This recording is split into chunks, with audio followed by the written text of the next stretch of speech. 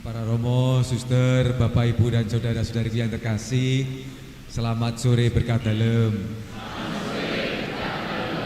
Bagaimana kabarnya? Para suster yang akan mengucapkan kaul perdana, bahagia ke hari ini? Bahagia ya, bahagia. Teresia juga bahagia, ya? Bahagia sekali, iya. Sesuatu yang sangat menarik karena cocok dengan bacaan yang pertama, di mana kita diminta untuk bersukacita, bersorak-sorai. Dan hari ini kami semua datang ke sini ikut bersorak-sorai, ikut bergembira bersama para suster, ikut bersyukur atas rahmat Tuhan yang berlimpah yang telah para suster terima.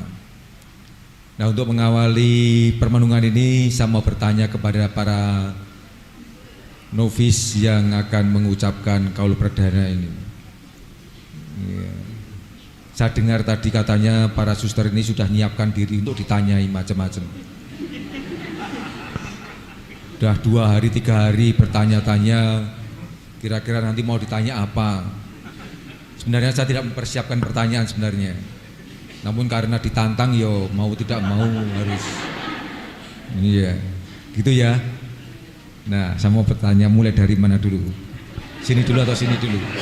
Sini atau sini dulu? Sini dulu ya. Oke, iya. Suster Francisca atau Suster Yosepa dulu? Dua-duanya ya. Iya, dua-duanya. Suster, sementara ini kan begitu banyak orang yang waktu kecil menyatakan diri pengen jadi suster, pengen jadi romo, pengen jadi buder, namun akhirnya yang sungguh-sungguh maju itu cuma sedikit. Nah, termasuk para suster ini termasuk yang sedikit itu. Pertanyaannya, apa sih sebenarnya yang membuat Suster Francisca itu pengen untuk menjadi suster itu? Apa yang menggerakkan, yang memotori sehingga pengen jadi suster? Kalau saya sendiri, saya pengen jadi suster karena ingin mengikuti Yesus. Yakin nih? Wah, mengikuti Yesus. Yakin, Monsinyur. Yesus itu mati disalib. Ya, memikul salib, puncak gunung, kemudian di sana disalibkan. Suster siap untuk disalibkan? Siap, Monsinyur. Ya, siap. Siap, yakin? Yakin, Monsinyur. Di belakang ada salib yang biasa untuk apa itu drama. Nanti saya ada yang bisa membantu mengambilkan?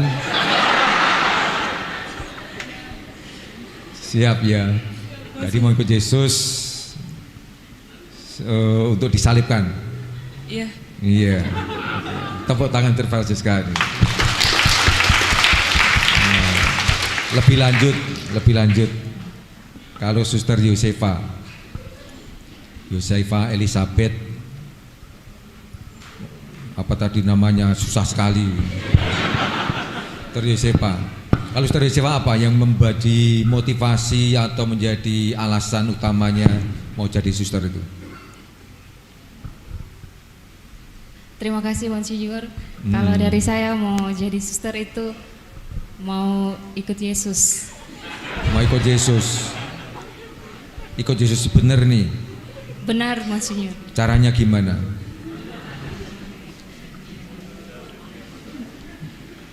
Terima kasih Monsinyur. Kalau Yesus taat sama Bapa di surga, saya juga mau taat Monsinyur. Kalau Yesus berani turun untuk hidup miskin, menjadi manusia, saya juga mau hidup miskin, Monsinyur. Mau hidup miskin? Yakin? Yakin, Monsinyur. Yakin. Caranya gimana caranya? Hidup miskin, gimana caranya, Suster? Terima kasih, Monsinyur. Kalau dari saya membantu saudari yang miskin dalam arti sedang sakit, membutuhkan perhatian, saya akan membantu mereka, saudara. Monsinyur, terima kasih, Monsinyur.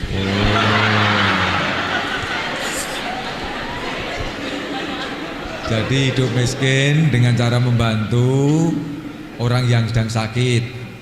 Kalau nggak ada orang yang sakit berarti hidup kaya. Gitu ya. Gimana caranya membantu orang yang sakit dengan kemiskinannya? Apa yang dipikirkan suster? Konkret sekali. Membantu menyiapkan makan, Monsinyur. Makan untuk Makanan untuk yang sakit. untuk yang Monsinyur. sakit. Lah makanan dari mana kalau nggak punya apa-apa? Allah menyediakan, Monsinyur. Allah menyediakan ya, menyediakan piring kosong. Iya, ini Suster Yosefa itu begitu yakin sekali bahwa Allah akan menyelenggarakan segala sesuatunya. Pokoknya siap hidup miskin. Sekarang ini sudah mencoba latihan hidup miskin? Sudah ya? Sudah belum? Sudah, Monsinyur. Orang miskin itu sehari makan 1 kali. Suster makan berapa kali sehari? Kami makan 3 kali sehari, Monsinyur. Kali sehari. Apa adanya, Monsinyur. Apa aja dimakan. Itu nggak miskin tuh. Miskin tuh ya makan sehari sekali, sedikit. Saya lihat suster makannya banyak sekali. 3 kali. Ya pokoknya yang disediakan dimakan sampai Habis, Roh. habis, yang lain nggak usah. Sampai habis, yang lain nggak usah dibagi gitu. Nggak usah diingat, yang lain udah terserah, pokoknya habis gitu. Gitu ya. Iya ya. Iya katanya. Iya, mau ikut Yesus, hidup dalam kemiskinan, yakni menyerahkan diri seutuhnya untuk Tuhan, gitu ya. Antara lain dengan membantu yang sakit atau yang berkebutuhan supaya akhirnya terlayani. Gitu. Ya, Monsinyur. Ya. Sekarang kembali ke sana. Ya, suster. Wah, langsung ini Suster Angela Merici. Iya, baru flu ya? Hah? Baru flu ya? Iya, kelihatan pakai masker. Iya. Suster, apa yang menjadi cita-cita Suster Angela Kalau dengan ikut menjadi suster serikat privat PPYK ini? Kalau cita-cita saya semenjak masuk PPYK sesuai dengan apa yang menjadi Gak usah nangis. Ini yang sudah suster pendiri tinggalkan untuk kami, yang menjadi cita-cita saya adalah bagaimana saya menerima semua orang dan juga terlebih khusus anak-anak yang menjadi harta yang ditinggalkan ibu pendiri bagi perserikatan PPYK. jadi menerima anak-anak ya. Kami yang tua-tua nggak diterima ya. Diskriminatif sekali ini namanya. Namanya diskriminasi ini. Cinta suster itu cinta yang setengah-setengah, hanya untuk anak-anak. Menerima semuanya, Monsinyur. Menerima semuanya. Jadi kami yang tua-tua diterima ya. Kenapa kok suster memberi perhatian pada anak-anak, kenapa?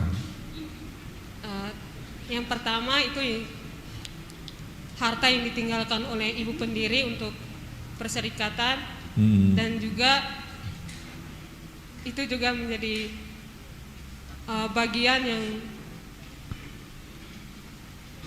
yang ingin saya atau yang menjadi motivasi saya, bagaimana saya harus memiliki cinta untuk anak-anak dan juga untuk semua orang, Monsinyur. Gimana cinta untuk anak dan Untuk semua orang, Monsinyur. untuk semua orang? Iya, caranya gimana itu ya? Caranya bukan Kalau anak-anak kan dimandikan gitu, dipakein baju. Kalau yang tua juga dimandikan gitu. yang tua, kalau contohnya kalau yang seperti yang orang tua yang bed rest pasti ya otomatis dimandikan Monsinyur. Tapi kalau orang tua yang lain ya diberi perhatian, kayak bukan perhatian khusus kayak hanya satu orang, tapi seperti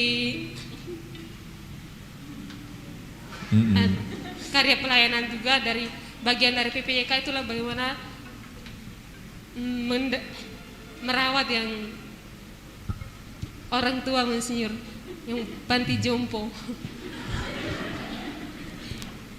Pokoknya semua yang lemah lulai dirawat ya, termasuk anak-anak, karena mereka adalah orang-orang yang lemah, orang yang butuh perhatian, yang sungguh-sungguh butuh kasih sayang, gitu ya. Ya, gitu aja ya. Nanti semakin sakit nanti. Iya, Suster Paulina. Suster pengen jadi anggota perserikatan privat PPYK. Iya, Monsinyur. Yakin? Yakin, Monsinyur. PPYK itu apa toh? PPYK itu Perserikatan Privat Putri-Putri Yesus Kristus, Monsinyur. Murid-murid Putri-putri Yesus Kristus. Sampai kira itu pulang pergi Jogja Kali Kuning.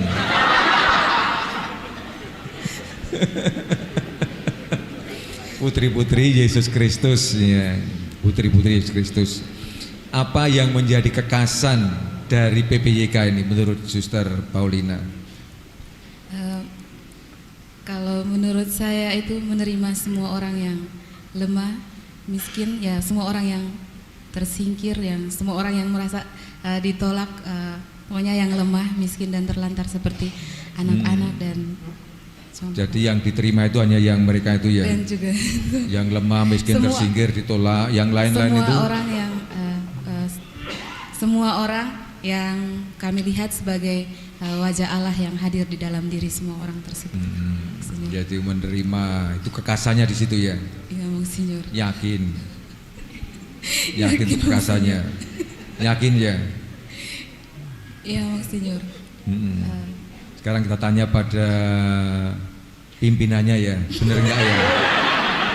Sekalian ngetes ya, apakah betul? Ya, kalau nanti betul ya terus lanjut, boleh kaul kekal, kaul pertama. Kalau enggak ya pulang, tak antar. Iya. Gimana Saudara Teresia? Apakah jawaban mereka tadi cukup mencukupi, menunjukkan spiritualitas PPYK yang selama ini dikembangkan? Baik, Monsinyur, untuk jawaban ini saya teringat akan ketika saya masuk pertama kali mau bergabung dengan PPYK, dan saya bertanya dengan Suster Melanie, Suster, apa syarat untuk masuk PPYK? Karena kalau syaratnya salah satu adalah uang, maka saya tidak bisa dengan ketiadaan saya saat itu. Dan Suster Melanie menyampaikan syarat masuk PPYK itu ada 4. Yang nomor 4 apa? Yang 4 kan? Iya kan? Mulai dari nomor 4 dulu. Yang pertama harus bisa mengampuni. Wah, ini enggak taat. Aku minta yang keempat, yang pertama.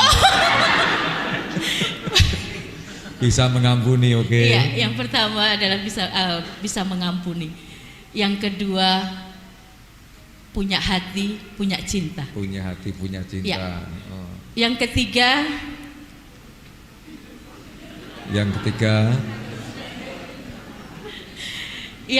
ketiga adalah tertawa banyak. Tertawa banyak. Ya. Yang keempat adalah makan banyak. Makan banyak. Makannya.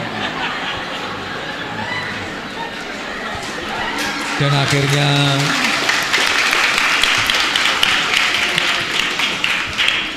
jadi yang pertama tadi apa? Yang pertama adalah bisa mengampuni. Bisa mengampuni. Yang kedua punya hati, punya cinta. Yang ketiga tertawa banyak. Dan yang keempat makan banyak. Jangan-jangan ini karena pengaruh dekat dengan pakem ya. Iya, jadi para suster novis nanti setelah kaul 4-4-nya itu penting sekali. Itu makan banyak. Itu tadi kan urutan mulai dari 4 kan ya. Makan banyak, tertawa banyak, terus punya hati, terus punya apa? Bisa mengampuni. 4 ini. Nampaknya jawaban Anda semua tadi nggak ada yang masuk satupun. Nggak ada yang masuk sama sekali. Ini piye ini? Apakah layak diteruskan ini?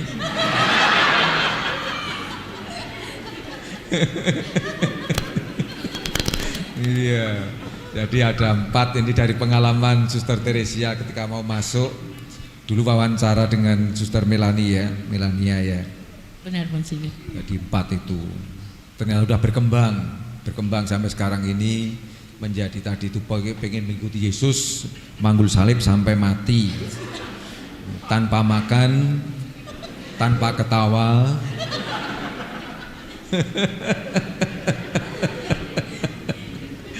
Iya. Nah, kita mau tanya, apakah yang Suster perjuangkan seawal itu dalam kehidupan memang terbukti betul diupayakan? Nah, jangan jenengan yang cerita, nek jangan cerita iso ngapusi. Ya. Yang samping cerita adalah saksi hidup. Romo Panji saksi hidupnya. Nah, Romo Panji, sini Romo Panji.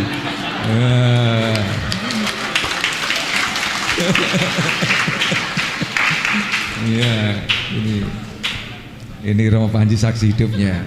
Romo Panji, jenengan kan pernah di sini lama ya. Hidup bersama dengan mereka tanpa ikatan nikah, ya kan?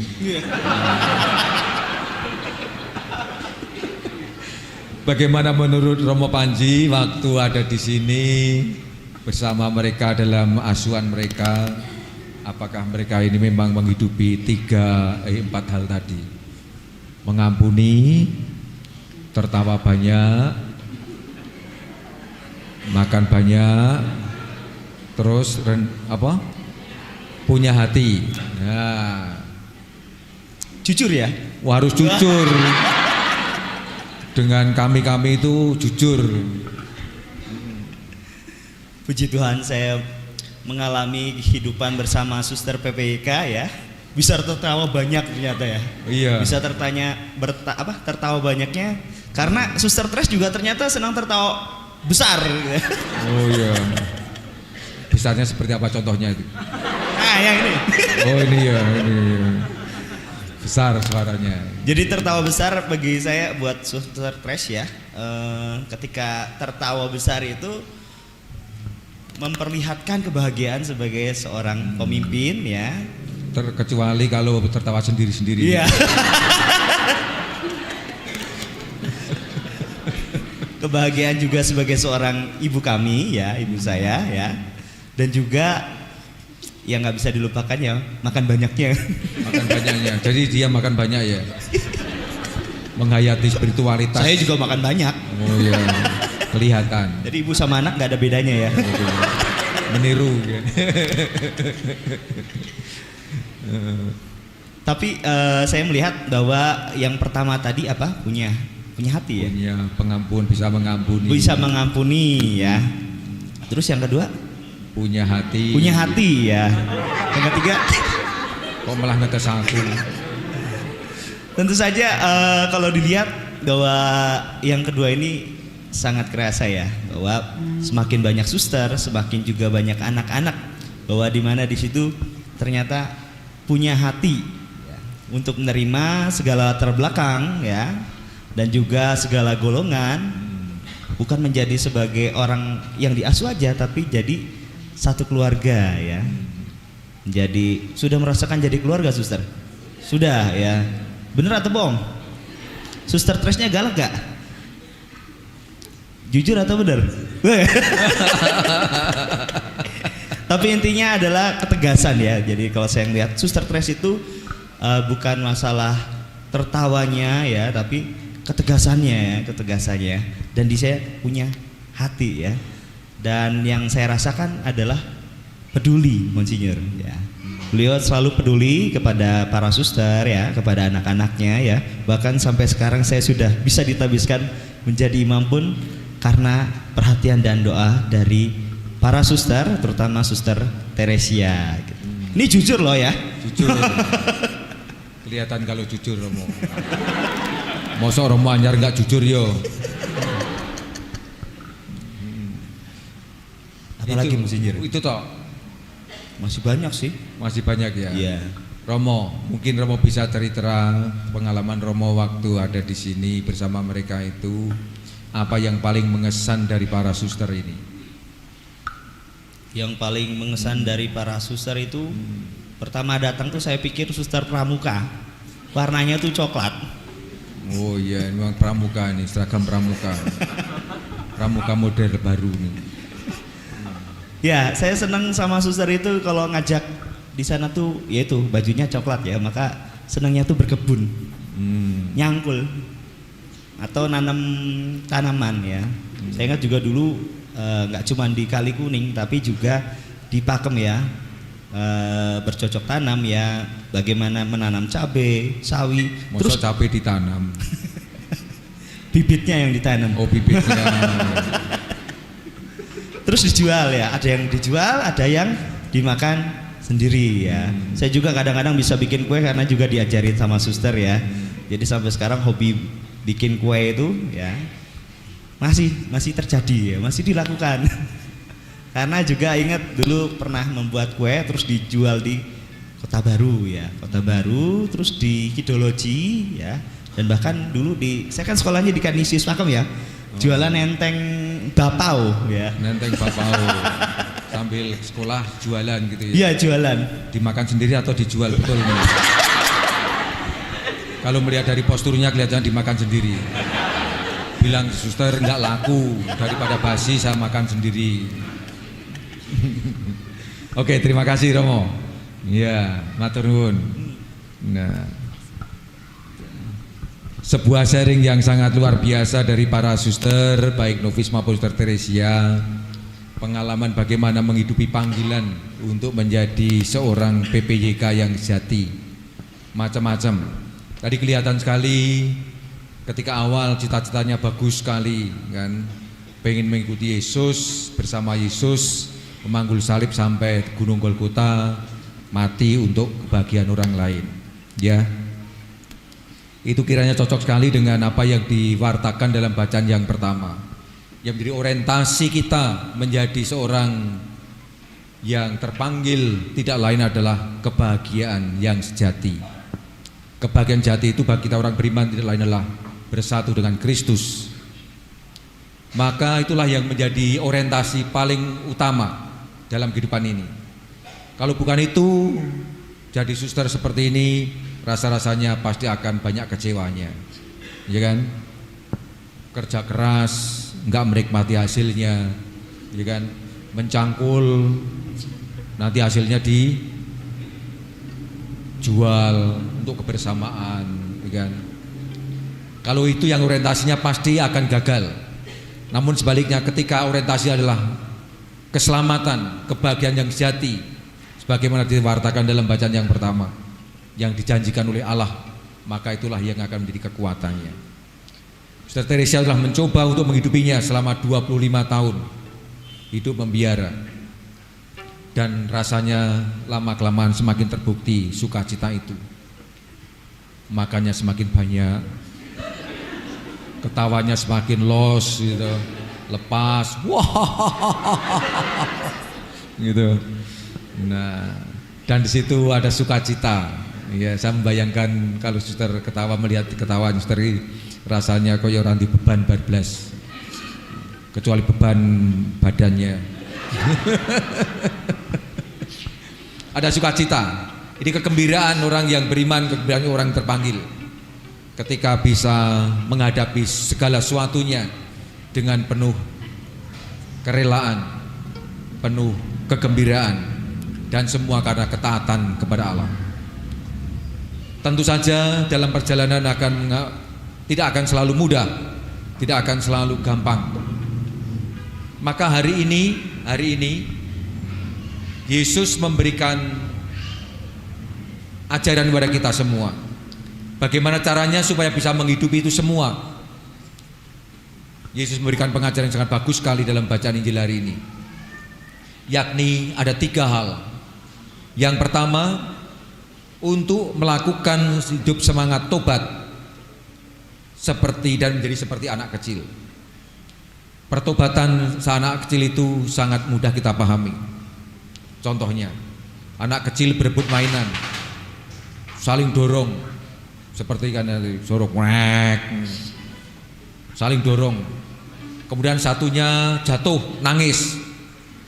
Ketika melihat yang satunya temannya jatuh nangis, apa yang terjadi? Anak kecil ini dia akan menyukur ke syukur, kapokmu kapan gitu. Rasain gitu? Enggak. Biasanya anak kecil ini akan ikut-ikutan nangis. Yang saya nangis karena jatuh sakit, yang ini aduh, terus langsung menyesal, ikut menangis. Itulah pertobatan seorang anak kecil. Pertobatan yang sungguh asli, pertobatan yang diwarnai oleh belas kasih satu terhadap yang lain. Ini yang pertama. Yang kedua adalah merendahkan diri dan menjadi seperti anak kecil. Merendahkan diri. Dalam kehidupan kita sehari-hari berhadapan dengan anak kecil. Anak kecil itu dalam kehidupan bermasyarakat, kehidupan bersama selalu tidak dihitung, tidak pernah diperhitungkan dengan baik. Kita sedang rembukan serius, anak kecil datang, sana pergi. Cah cilik melu-melu. Anak kecil ikut-ikutan. Ketika dia usul suatu, padahal usulnya bagus, namun bertentangan dengan pemikiran kita, mengatakan, kamu tahu apa anak kecil? Dah sana main saja. Namun anak kecil sakit hati? Tidak. Tidak sakit hati. Siap untuk direndahkan, siap untuk disingkirkan, siap untuk dibuang, siap untuk tidak diperhitungkan. Ini yang kedua. Merendahkan diri dan menjadi seperti seorang anak kecil. Dan yang ketiga adalah menyambut orang lain seperti anak kecil menyambut orang lain. Anak kecil menyambut temannya, nggak kenal ya, ketemu di sini di gereja ini langsung bisa main bareng-bareng. Nggak mikir ini dari mana, nggak mikir ini dari keluarga mana, kulitnya warna apa, nggak pikiran. Pokoknya ini teman langsung bermain. Tidak punya kecurigaan, tidak punya pretensi buruk, tidak mempunyai kecurigaan macam-macam. Yang adalah menjadi sahabat dengan penuh totalitas dan kesungguhan. 3 hal inilah yang diajarkan Yesus kepada kita semua dan khususnya kepada para suster yang hari ini akan mengucapkan kaul perdananya. Dan kiranya ini semua telah dihidupi oleh Santa Teresia yang menjadi pelindung kita, menjadi pribadi yang menjadi andalan kita, menjadi pribadi yang kecil seperti anak-anak. Maka disebut sebagai Teresia dari kanak-kanak Yesus, karena mempunyai jiwa yang senantiasa memiliki jiwa pertobatan seorang anak, siap merendahkan diri dan direndahkan seperti seorang anak, dan siap mengerengkuh menerima semua saja sebagai seorang sahabat. Keempat, Suster Novis tadi mengungkapkan dengan sangat bagus sekali. Hampir semua mengatakan untuk merengkuh yang kecil, yang lemah, yang miskin, dan berkebutuhan. Itu ungkapan yang sangat tajam sekali, ungkapan yang sangat dalam sekali, sebagai keterbukaan untuk menerima siapa saja, tanpa kecurigaan, tanpa rasa benci, rasa dendam, apalagi dengan segala macam syarat-syarat yang berat. Maka mari kita dukung keempat suster kita yang akan mengucapkan kaul perdana, agar mereka dikaruniai Roh Kudus dan mampu menghidupi janji prasetyanya. Memang hanya untuk 1 tahun ke depan, namun kita berharap nanti akan dihidupi sampai akhir kaul sementara sampai kaul kekal, dan akhirnya dihidupi sampai mati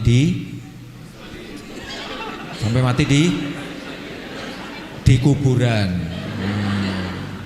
disalib. Gitu.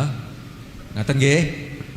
Nah, belajarlah nanti setelah pulang, belajar dari Saudara Teresia apakah pergulatannya, apakah perjuangannya, apakah kesulitannya, nanti akan ada banyak sekali yang bisa kita pelajari. Dan kita juga bersyukur bersama Suster Teresia atas karunia Allah kesetiaannya mendampingi kita semua, mendampingi para suster ini. Kita persiapkan diri untuk masuki pada liturgi kaul perdana. Kami persilahkan.